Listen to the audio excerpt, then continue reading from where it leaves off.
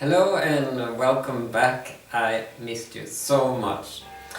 But now after I turned 50 and I made a lot of draping videos, I thought it was time to make a little comeback here at the YouTube channel.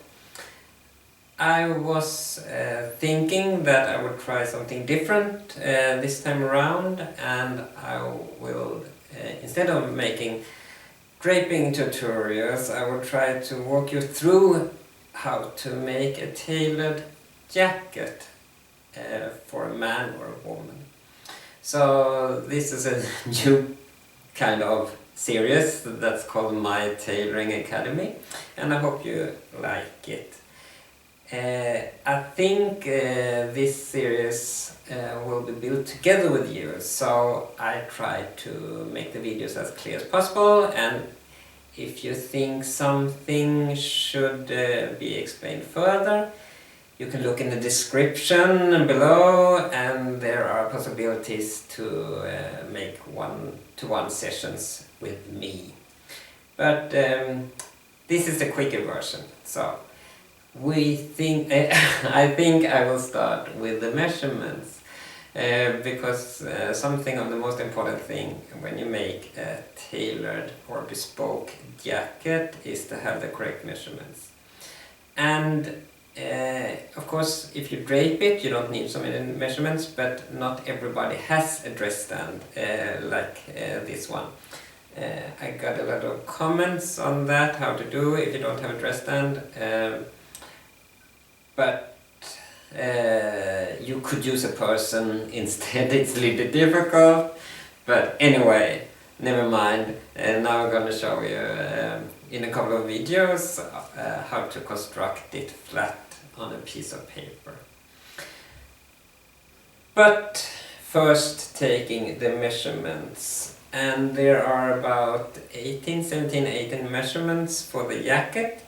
And there are some other measurements for the trousers, and I come back to them later in another video, because I think it's gonna be a little bit heavy to have all those measurements.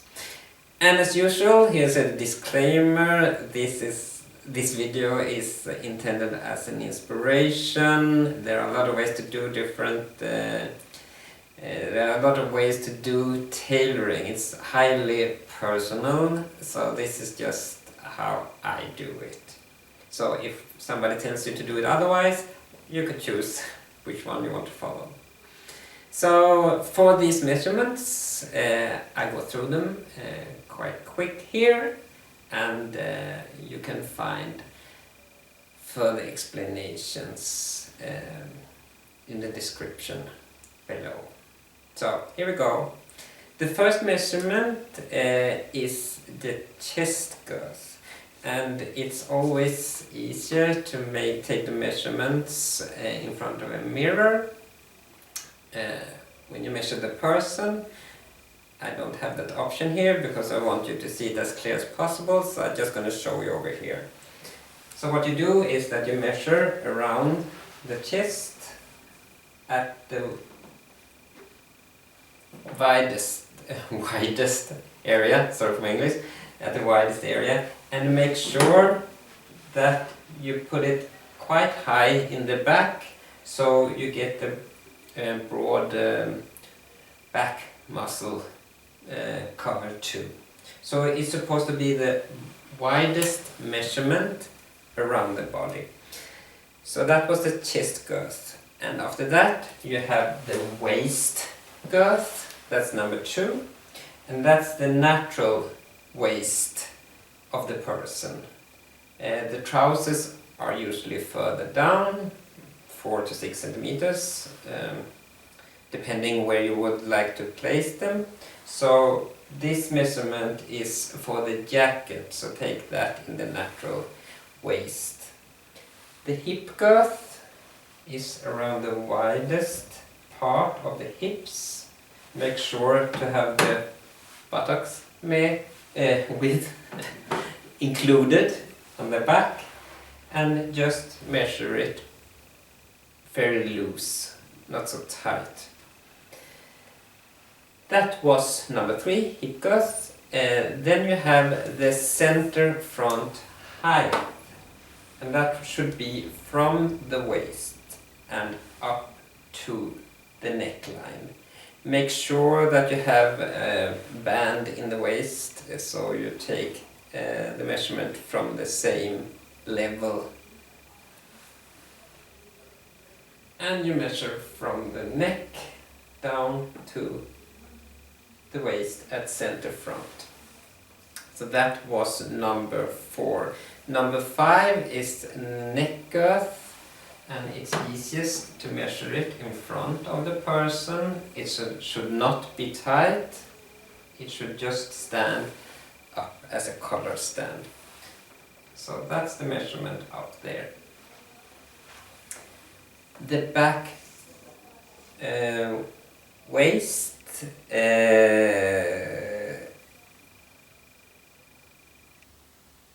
length, back waist length, sorry, is from the neck up at the neck girth and down to the waistline.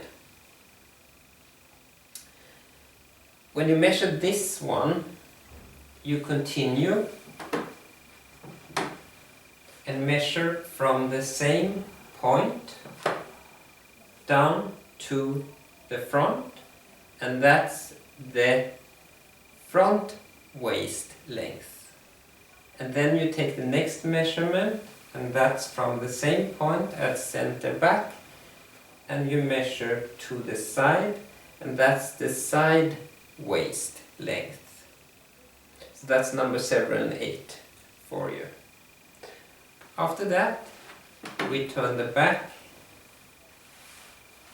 to the camera and you measure from where the arm is continuing out from the body over to the other side, and make sure you take a wide measurement here. So actually it's from the arm side to arm side approximately.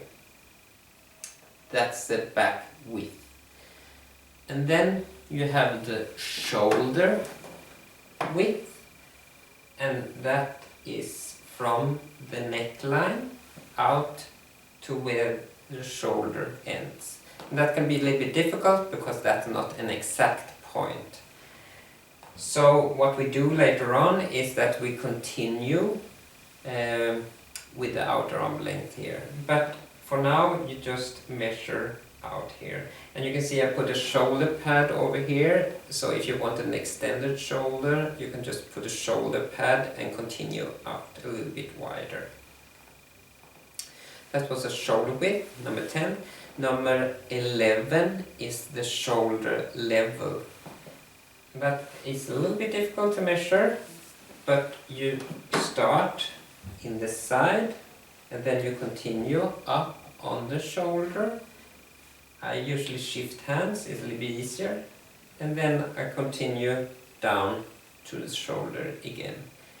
If you would like some padding, make sure to put the padding on first, and make sure to check the person's shoulder, because one shoulder is usually higher than the other one.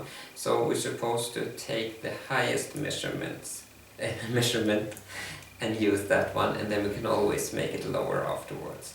And the person you measure, we probably do like this when you measure them, so make sure they relax in their shoulders or around the shoulders. Shoulder level was number 11. Number 12 is outer arm length, and that is from the neckline, continue and around the elbow on the person and continue to the wrist.